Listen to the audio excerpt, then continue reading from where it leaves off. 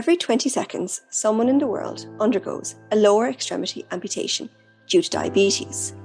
In Ireland, each week, an average of 7 to 8 people with diabetes undergo a lower extremity amputation. John was one of these people. He went to his GP with a cut on his foot that would not heal and had become infected, and in line with national guidelines, she referred him to the hospital.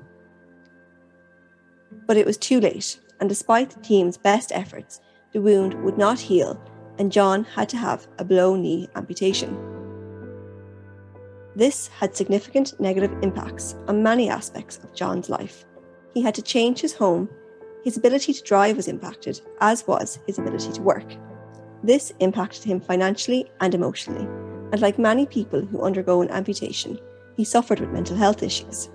In addition, his life expectancy was reduced, as we know that up to 50% of people who undergo a lower extremity amputation die within 2 years.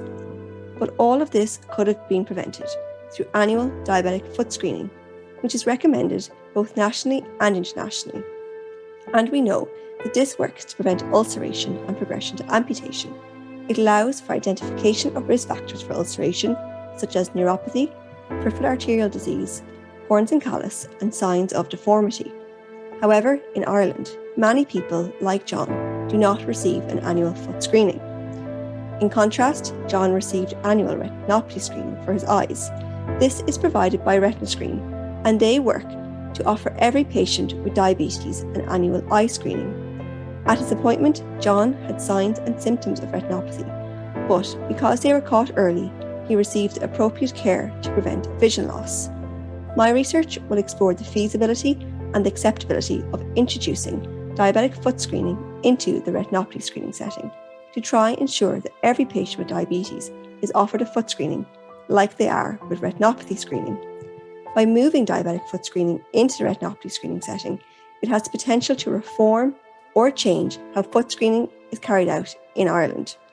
In addition, it will increase society's awareness of the impact that diabetes has on the lower limb, and will also highlight to patients and the general public the importance of advocating for annual foot screening to ensure those with diabetes receive the right care at the right time.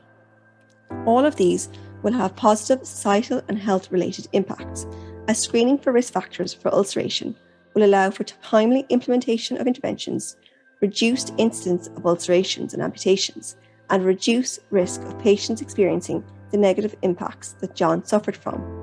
Perhaps if John had been able to receive foot screening at the retina screening clinics, he wouldn't be living with a below-knee amputation.